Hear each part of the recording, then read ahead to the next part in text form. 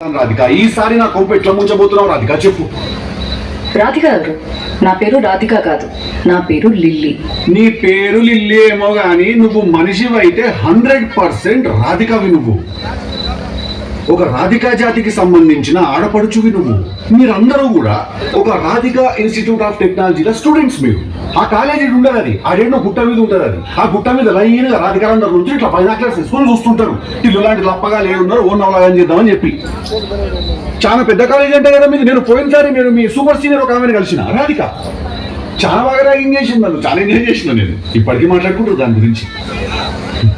టిల్లుగాడు ఉన్నన్ని రోజులు రాధిక ఉంటది. ఒక లైలా మజ్ను, ఒక రోమియో జూలియట్, ఒక టిల్లు రాధిక. దాంట్లో ఇద్దరు చచ్చిపోతారు. ఈడ నేను ఒక్కడే సంక నాకు చెప్పు రాధిక, ఏం కావాలి నీకు?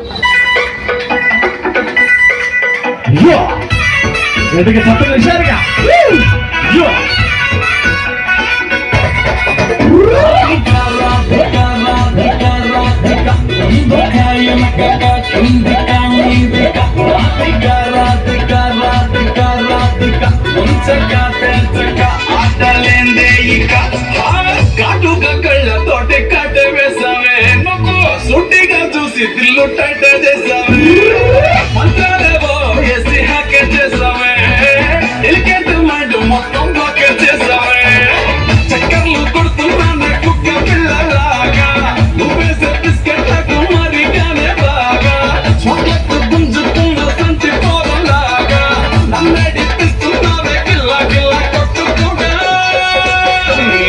రింగుల జుట్టు చూసి పాడిపోయానే, బొమ్ముల మాటలిని పాడిపోయానే, రంగుల కొంగు తాకి పాడిపోయానే, గాలి సోకితేనే చచ్చిపోయానే.